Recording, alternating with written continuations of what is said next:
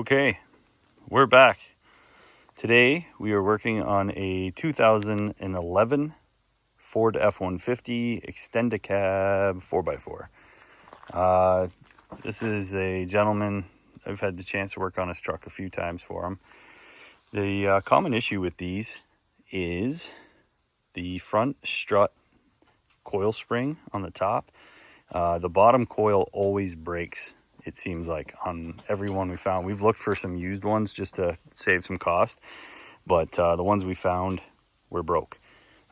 He was able to locate one from a wrecker's. They actually sold him one, and we went to work on it this morning, and lo and behold, the bottom coil was broke off the spring as well. So he has to return it. So I called CarQuest in Napanee, Ontario, and lo and behold, they had one in stock ready to go for us. So they put that aside for us. We went over, picked up the new part, and we're going to see if we can't get them riding right. You don't notice the ride really, but peace of mind and safety is a big thing, and he likes to tow his fishing boat, so it's better that we do it now before winter hits. It's October 4th. We're in shorts, tank tops, and it's a beautiful day today, so let's get at it. Actually, let's look at the new shock. There's the new assembly right there. It comes with the shock and the spring coil. It's all a complete system, so hopefully it should go fairly well. The only thing that will give us some trouble is pulling off the old rusty bolts and getting it out of there. So fingers crossed, it goes quickly. Let's see what happens. Okay, just before I get some tools out and stuff, we got the wheel up, off, and up. We've got our jack stand in there. Safety first, third, second, whatever.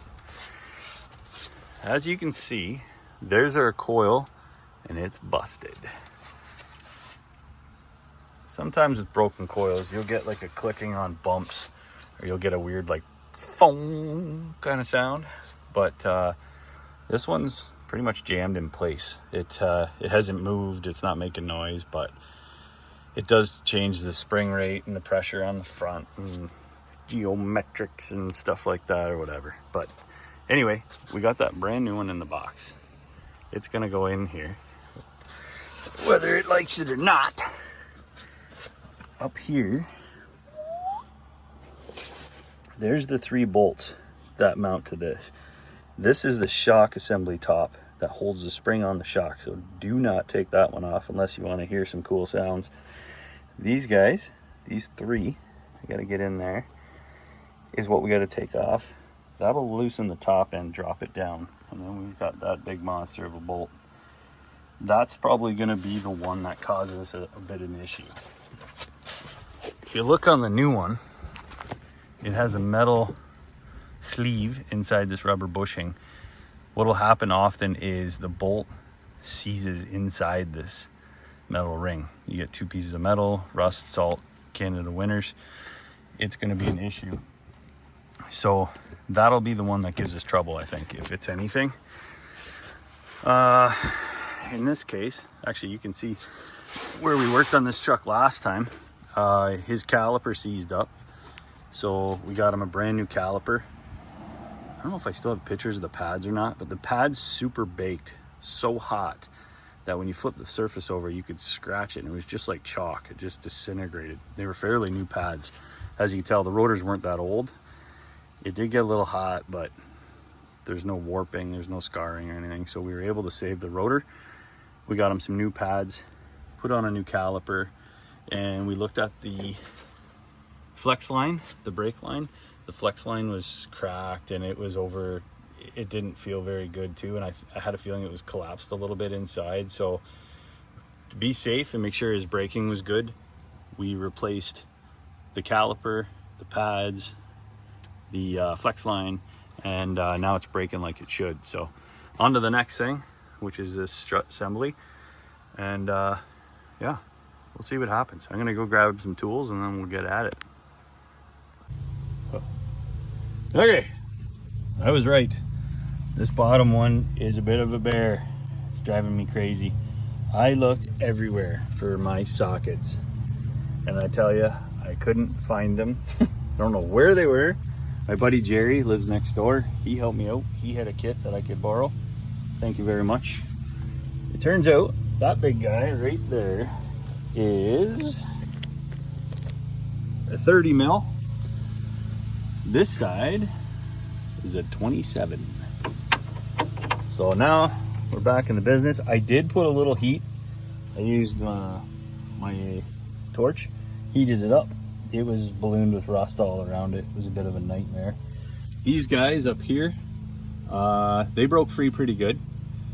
The back one was a bit of a bear, so I used the torch on it, just kissed it a little without melting any kind of wiring, which would suck.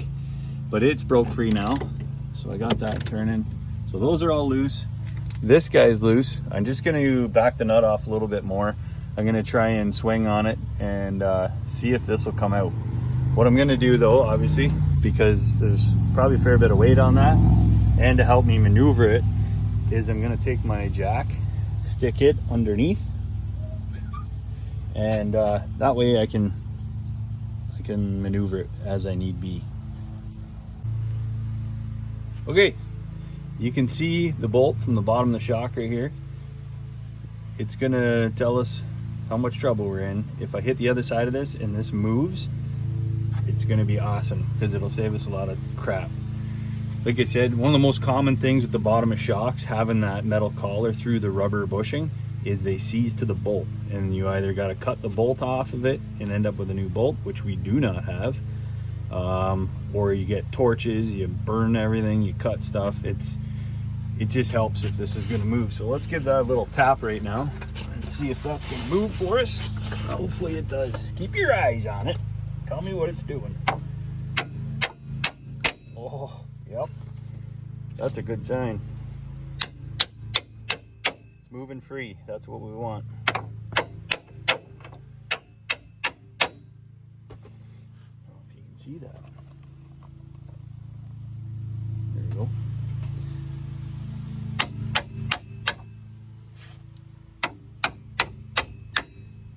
Perfect. All right, so we're gonna zap the rest of that off. This side, like I said, is a 27 mil. The other side is a 30. Yeah, there is.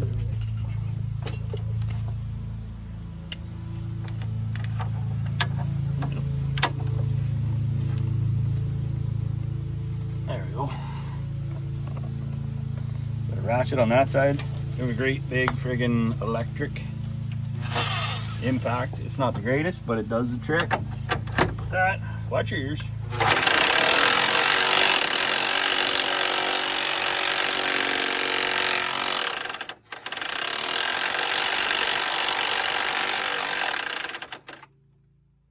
Might need some more heat. It's coming. Let's do it. Yeah.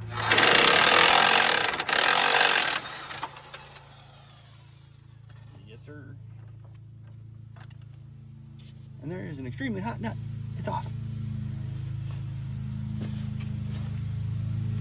Now, let's see what happens when we tap that bolt the rest of the way out.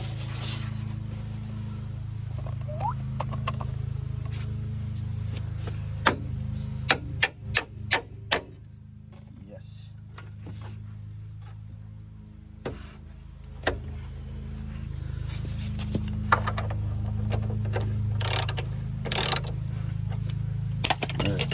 Relieve some pressure from the jack. Actually didn't do much, but that's okay. Tap it out. Tap, tap, tap it.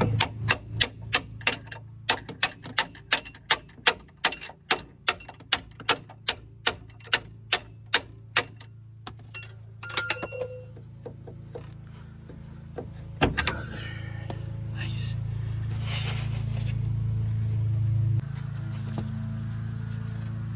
All right. So we got the bolt and the nut off the bottom side. Look at the size of this thing.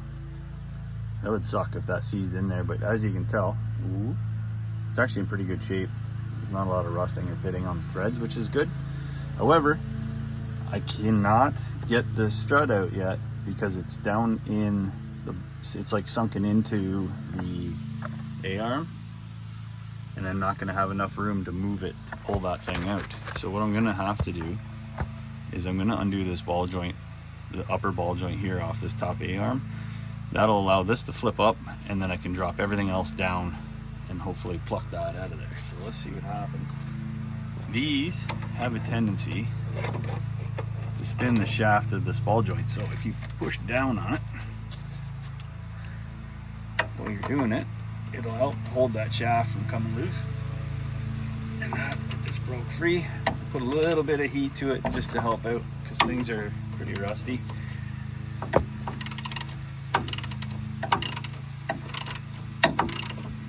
This is what we want. It's coming off.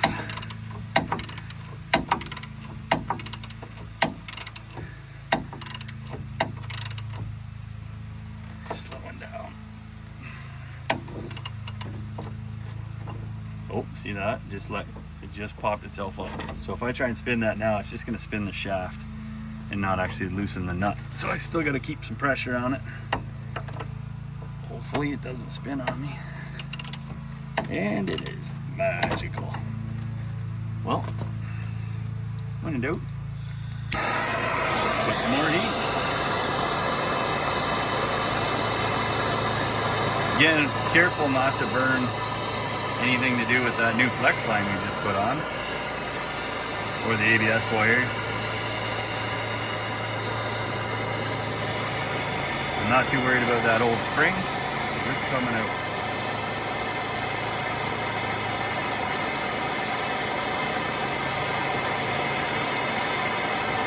You can actually see the plastic lock ring that's on these nuts bubbling out.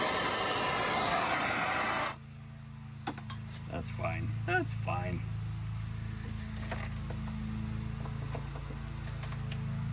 Oh yeah.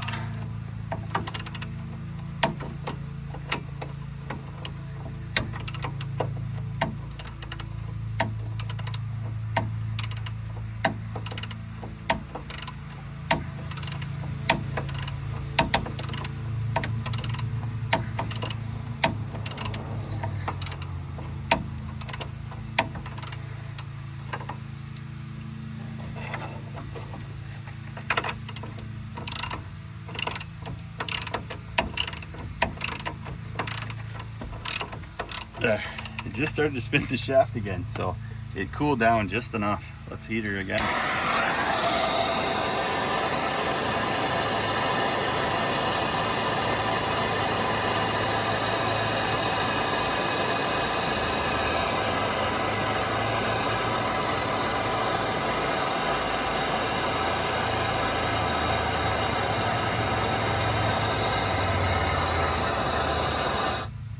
That should do it.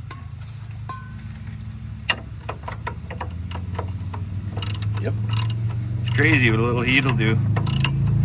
Definitely can be your friend. All the motorbikes are out, riding in the nice warm weather. I should be out maybe after this. My daughter wants to go for a ride, so maybe we'll head in for a drink or something. Find an ice cream.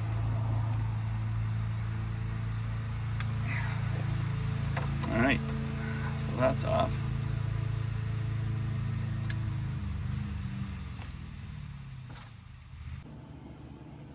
Okay, it's in. It's finally finished. It did take a little while. I had to stop and do some things and then come back to it. And I did end up having to undo that bolt and drop that side of the A-arm because it was pretty tight. So that was one extra thing I had to do. I even undid the tie rod end right here off the spindle. That allowed the spindle to kind of slide out of the way for me, and then I was able to pull the bottom out. It's definitely tight, but she should ride better. Looks nice. One less rusty part under there. Everything's back together, tight. All my bolts, double checked everything, even these guys up top. Now I just got to put the wheel back on, torque my wheel nuts, and that's it. And that's another one in the books. Thanks for watching.